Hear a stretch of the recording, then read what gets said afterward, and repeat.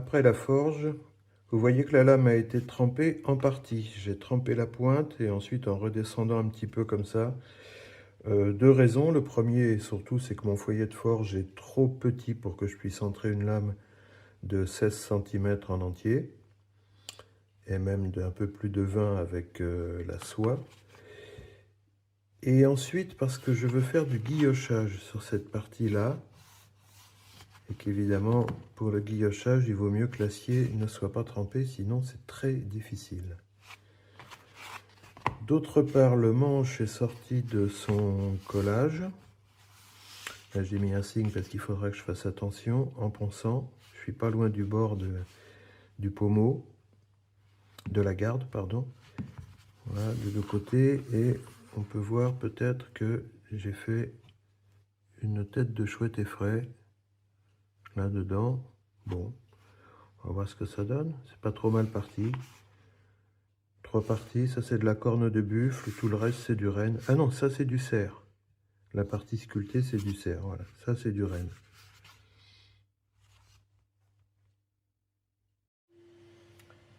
La lame est finie. Je viens de l'affûter. Comme souvent, je me suis coupé avec. Voilà, donc elle est prête à être collée dans le manche. Alors je montrais un peu en avant de la vidéo de quoi je m'étais inspiré, mais c'était en tout petit dans mon bouquin. Donc je vous ai agrandi la feuille, c'est cette lame-là. Mais moi je l'ai faite beaucoup plus grande. Anglo-Scandinavian Iron Work from Coppergate. Alors ces lames sont dénommées tantôt anglo-saxonnes, tantôt anglo-scandinaves, tantôt vikings. Et évidemment, depuis la série et les films sur les vikings de ces dernières années, elles sont de plus en plus souvent dénommées vikings, forcément. Tout a une forte tendance à devenir viking, alors que c'est tout à fait discutable. Donc, vous voyez, l'original fait 8-9 cm, la mienne fait 16. Hein, donc je m'inspire d'une forme, hein, simplement. Je ne fais pas une copie fidèle cette fois. Ça m'est arrivé d'en faire, mais pas celui-là. En plus, là, vous voyez, elle est légèrement concave. Et la mienne, pas du tout. Elle est à peu près droite. D'autre part, le manche a été poncé, lui aussi est terminé. Je le passerai à l'huile de lin quand le couteau sera complètement monté.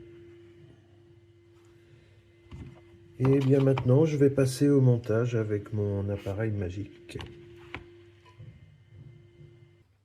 couteau est terminé.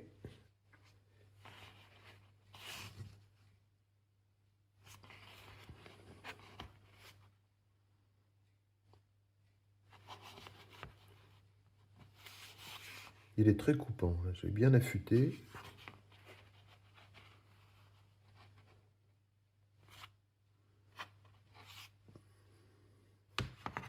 Et la petite chouette.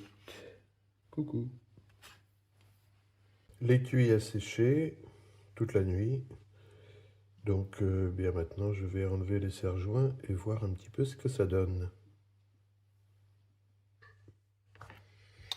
Ça donne ça.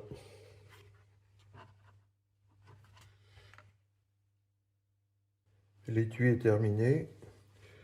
J'ai essayé de dessiner une sorte d'entrelace celte, d'après l'excellent bouquin de George Bain, B-A-I-N, Celtic Art, Methods of Construction. Je vous conseille vraiment ça si vous vous intéressez aux entrelacs celtiques. Et voilà, j'ai collé deux morceaux de bois de serre issus du même, là, qui a servi à ça également. Et maintenant, je vais essayer de teinter l'étui. On peut apercevoir ici un nouveau projet de Broken Back 6 encore. Le manche est en cours de finition et la lame a besoin d'être polie encore. Alors j'ai pas fait comme j'avais dit sur celui-là, j'ai pas fait en fait le guillochage. J'ai préféré faire un dessin sur l'étui. Pourquoi pas les deux d'ailleurs. Du coup c'est celui-là qui est guilloché, je sais pas si on voit bien. C'est pas gagné.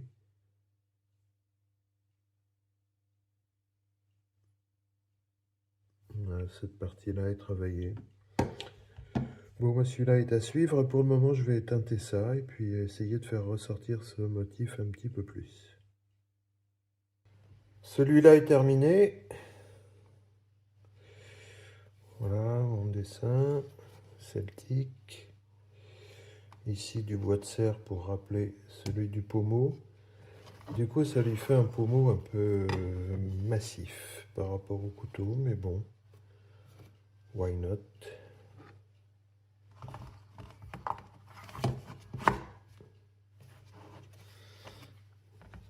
Petite chouette.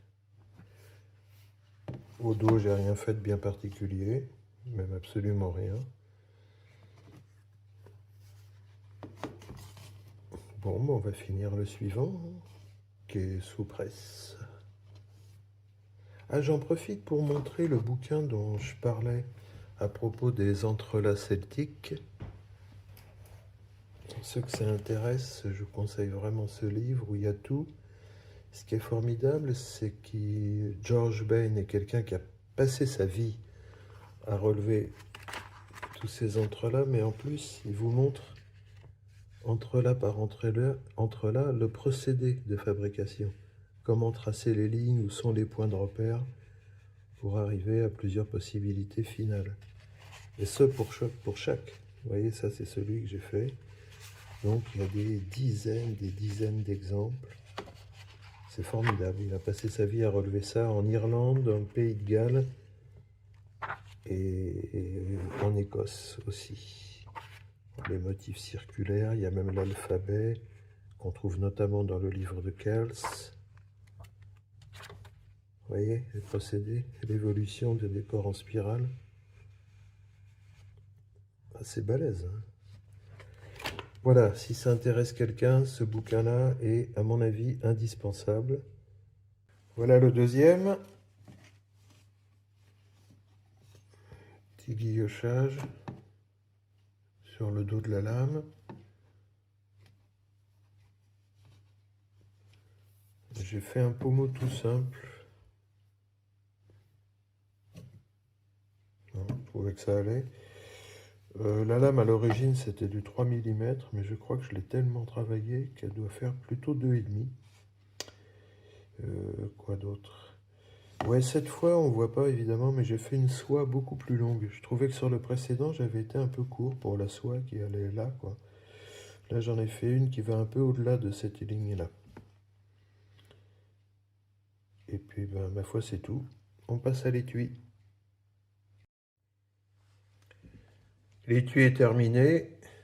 Comme vous voyez, l'idée c'est qu'il soit porté sous le ventre, légèrement incliné. C'est pour ça que cette bride-là est un peu plus longue que celle-ci. Et voilà, le cuir a été teinté, repoussé, ciré. De l'autre côté, rien de particulier. Et avec le couteau dedans, le couteau, je le remontre.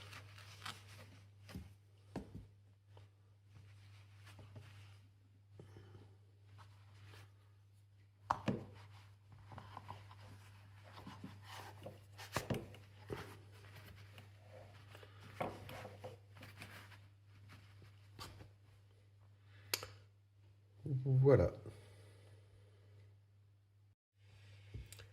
Comme tout le matériel était sorti, tant que j'y étais, j'en ai profité pour refaire des couteaux droits du type nordique.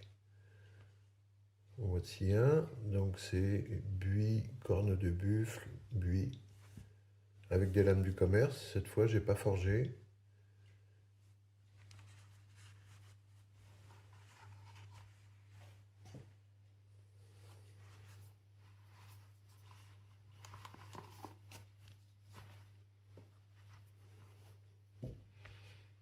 Voilà. Et un second, dans le même genre, mais cette fois-ci, buis, bois de renne,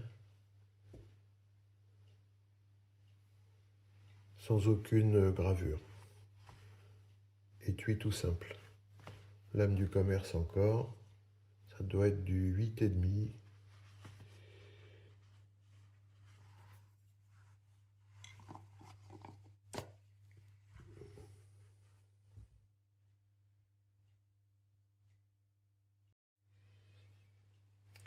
Dans une première vidéo, je vous avais montré ce petit couteau pliant déjà, qui représente un des deux corbeaux d'Odin, Hugin ou Munin. Voici le modèle original. C'est un couteau scandinave daté à peu près du Xe siècle. Et donc je vous éclaire, voilà, qu'on voit mieux le relief. Celui-ci, c'est du bois d'élan, qui a l'avantage d'avoir presque aucun corps spongieux au centre. C'est que du dur, donc voilà, c'est très pratique pour la sculpture, on ne prend pas de risque. Et comme ce petit couteau me plaisait beaucoup, à part la version pliant, j'ai aussi fait une version droite, en fait comme l'original, quelque part. Voilà. Je crois que la lame, je ne l'ai pas remesurée, mais elle a l'air de faire 12-13 cm. Et le manche pareil. Forme parfaitement courbe.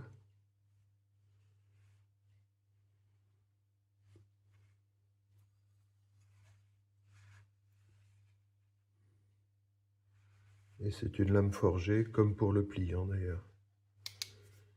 Et il allait avec cet étui là.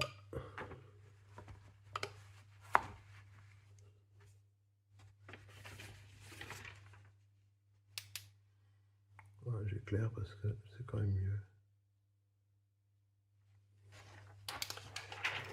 Et puis dans cette vidéo sur les couteaux précédente, cette fois sur les couteaux droits, je vous avais montré ce modèle-là, qui est inspiré des couteaux qu'on trouve sur l'île de Gotland.